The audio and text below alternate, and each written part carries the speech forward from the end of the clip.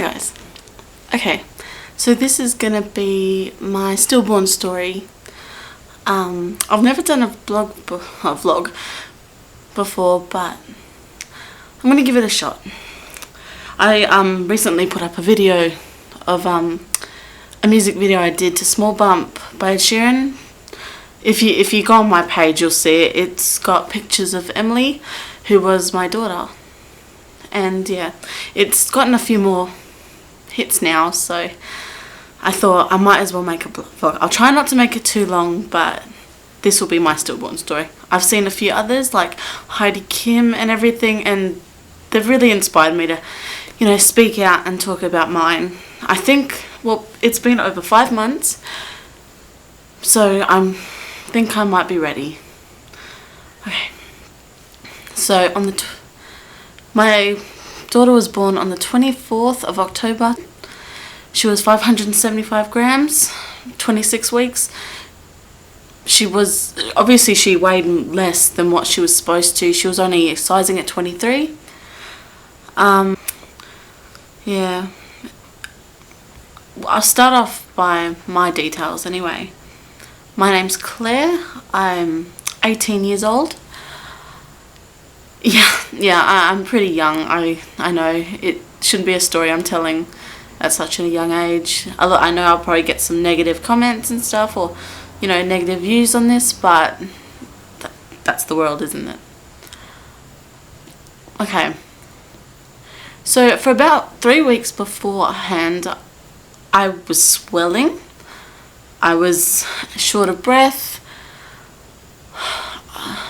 Just nothing felt right. It was starting to go really downhill, and I just knew something was wrong, but my doctor assured me everything was fine. I went to my hospital appointments, everything was fine. So I thought, okay, well, this is pregnancy, but yeah. Anyway, I found out on June 19th, a day after me and my boyfriend's almost, I can't remember what month it was, but it was almost 2-year anniversary. But anyway, the only reason I found out was because I ended up getting ITP. It's low platelets practically, and basically it's low platelets. You're supposed to have anywhere from 150,000 to 450,000. I ended up getting down to 6, so I was bruising, I had a few rashes, I didn't know what was wrong, so yeah, I got my blood tested, and because I found this out, I hadn't had a period for about 2 months, and I thought, oh well, maybe because it's a blood thing, you know, that might have been the reason. So I asked the doctor, and he was like, well, no, he's like, it doesn't affect anything, and I was like, oh, okay, well, I do have polycystic ovarian syndrome, and my periods have been very irregular throughout, well, ever since puberty really, so, but yeah, so, anyway, sorry, I'm very bad at this, but, he said to me, well, are you pregnant? And I was like, well, no, I'm not, I'm definitely not, I was actually on the pill, so, and I was still on it at this point, and I was like, no, that's not possible, you know, I'm on contraception and everything, and he's like, well, look, I really want to take a test, so, yeah, of course he made me, and yeah, it was the biggest shock when it came out positive. And especially at this point, I was only 17, so, and it was only a few weeks from my 18th birthday. But yeah, it was really shocking. We told my boyfriend's mum about 2 days later. She's good. She was very supportive, you know, very, very, you know, shocked, because she wasn't expecting it. Neither were we, of course. But yeah, when I found out, I was 9 weeks.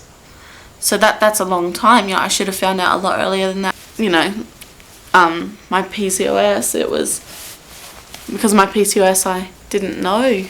So that sucked a little bit. But I guess that happens. But I had my birthday party, and all my family was there. My mum, my sister, my brother, my other sister, and I hadn't even told them yet. You know, I was too scared. Because I know my mum isn't supportive, and she was always worried about us getting pregnant really young and everything. And she knows about my polycystic ovarian syndrome, but she doesn't believe me on it. So I knew that would be an issue as well. Like, to her, I can just have kids easy, but it's not like that.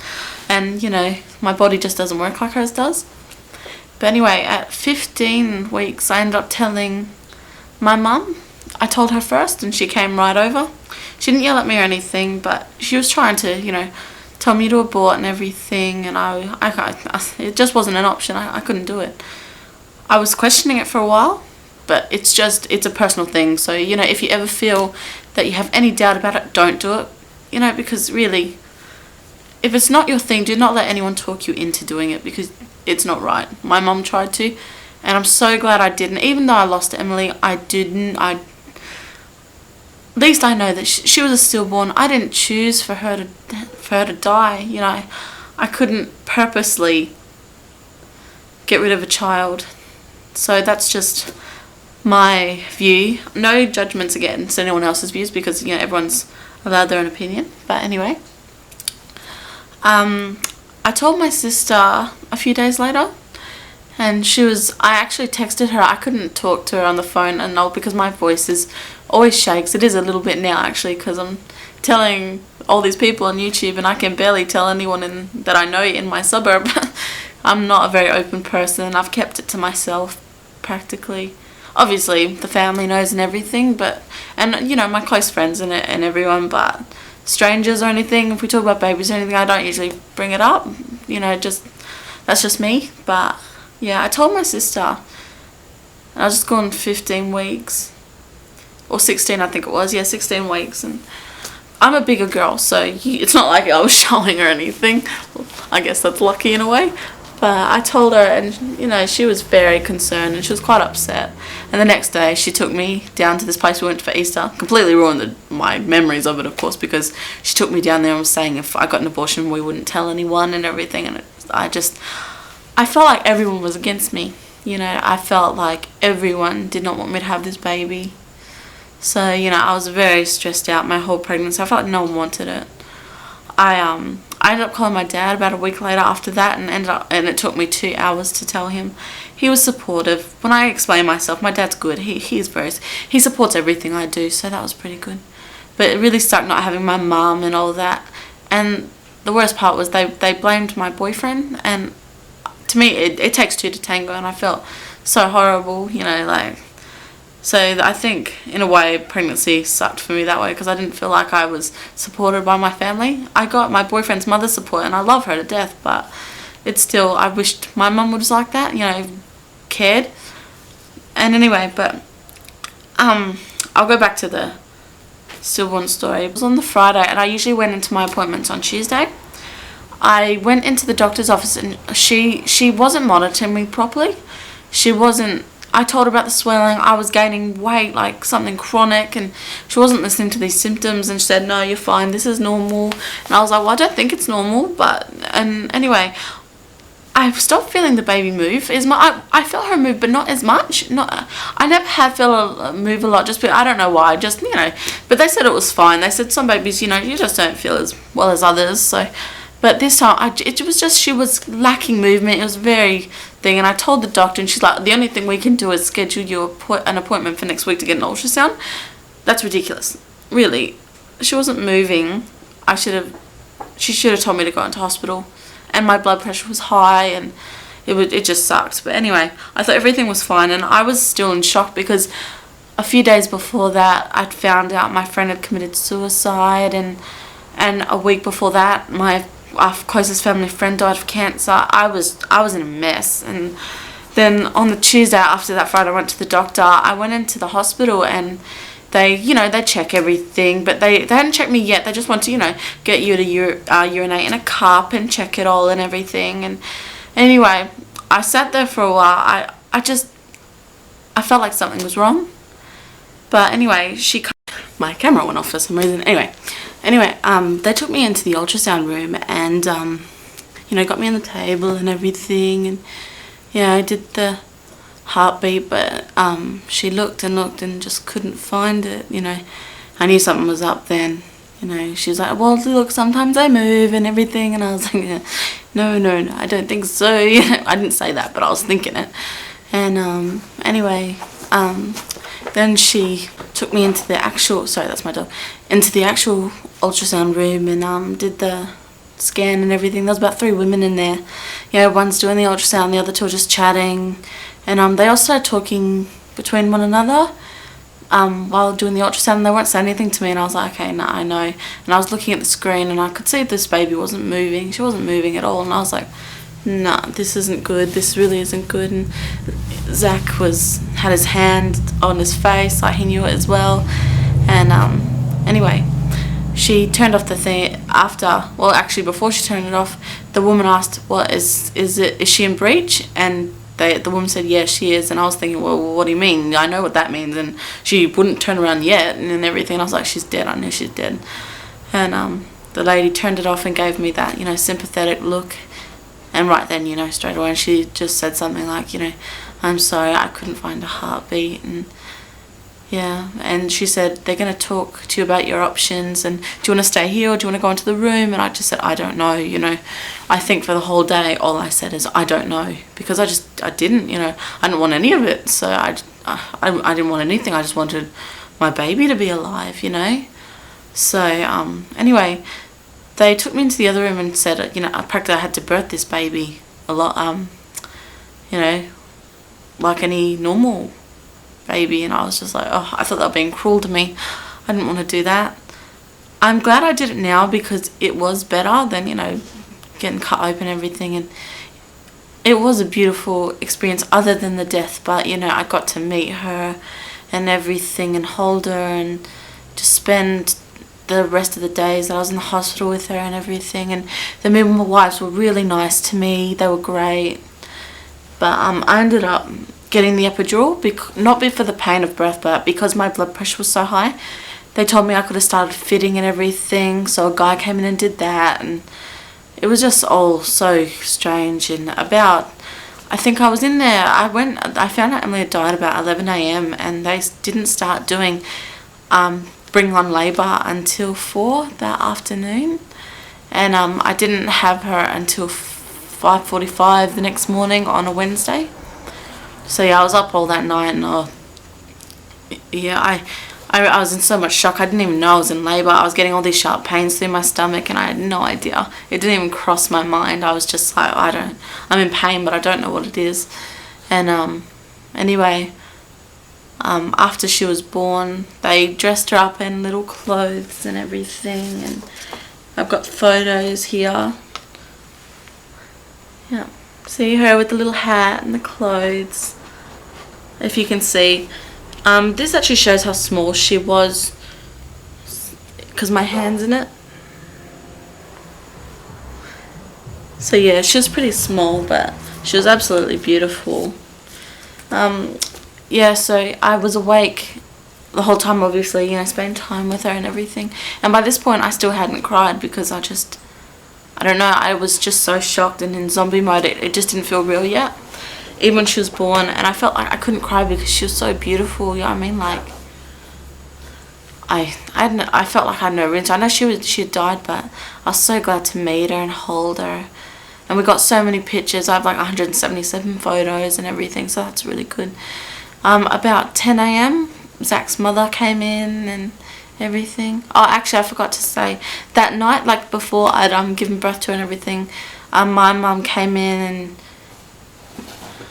yeah, she was, I felt, I don't know, I wasn't too sure at the time, but I look back and I feel kind of sad about, sorry, it's my dog, Kelsey, but I felt kind of sad about it because she started crying when she saw me, but I felt like it wasn't because she was sad that Emily had died, but because I had to go through such a traumatic ordeal, you know. That's what it felt like. She couldn't stay. She only stayed for about 2 hours. That was alright. I didn't actually want her at the birth because I felt like she'd tell them not to show me and everything because she's like that. But I wanted to see her, so I wanted to see my baby, but she wouldn't have. She would have tried to take over and say no. So I didn't need that. But anyway, the next day, so Zach's mum came in, my partner's mum, got to hold her for an hour, and we talked about what we wanted to do, and I ended up getting her cremated and having a little memorial with everyone else's baby, like all the other people's babies under, I can't remember what week gestation it was, but it was under a certain amount, so yeah, so you could just put some ashes in the garden. I didn't actually do that, but I was there, you know, supporting the other mothers and just, you know, paying my respects and everything. I actually kept my ashes and I've still got them, so I don't know, it's just what I prefer, so that's alright. But yeah, the lady talked to us for a while and then we moved rooms. I moved rooms the next day because obviously someone else needed this one. But it kind of sucked because I was put into a room next to another lady who had just given birth, but her baby was fine. So whenever I'd try to sleep, all I'd hear is a newborn crying, and I woke up the third morning. It just made me. That was the first time I cried, when I woke up to the baby crying, because then it really hit me, you know. The labour was really horrible, just because I could feel when she was coming, and I didn't understand why the midwife wasn't running around, you know, like, I was thinking, well, the baby's here, you know what I mean, like, why aren't you hurrying? I don't want her to get hurt or anything, but obviously she was already died. But yeah, that was hard. That was really hard. One of the midwives was talking to me quite a lot, which was good, but she told me she'd had a loss too, but she aborted, so I kind of felt a bit insulted. Not saying that's not sad, but still, to me that's a choice, so yeah. Anyway, I went home on the Friday, so I went in on the Tuesday, got out on the Friday, and they were really good. They'd bring her in whenever I wanted, and you know, me and Zach got some lovely photos with her and everything. Going home's really hard, and yeah, because I didn't have her with me, so it's just been really, it was a roller coaster, you know. You don't know what to expect when you go home, and I was still in shock though, so I couldn't even remember ladies' faces, you know. I'd be with midwives for hours and I could not remember them at all, so that was a bit trippy. Anyway, so I went home on the Friday, and about a few days later I wanted an autopsy just to make sure nothing else was wrong, like it was the preeclampsia as well, like just the preeclampsia, but so she got the autopsy and everything, but when I went in, just talking to them, and yeah, the lady was a bit concerned and everything. I went to get her ashes, that's right, and that was hard as well, because I saw all these women bringing their babies home in blankets, and here I was carrying a little box with my baby in it, and it was really hard, and I never want to do it again. So yeah, but yeah, it has gotten better over the while. Like, I still ache for her every day, you know, every day she's on my mind all the time, and it's really hard, but I know life does go on and everything. But I hate when my mum or anything tells me, well, just move on, like, you'll be fine and everything, and she was too good, it was meant to happen. I'm like, well, no, it wasn't meant to happen. It was just bad luck, you know what I mean? Like, I don't believe for a second that she wasn't conceived or she wasn't meant to be here. It was just bad luck. It was very upsetting, but it's gotten easier. So at least I know that if I die tomorrow, my angel's already waiting for me. And I'm so sorry if anyone else has had to go through any of this. It's horrible. But thank you for listening, and I'm glad that I've finally made some kind of a video. So, you know, and I'm sorry if I talk too long or rambled or anything.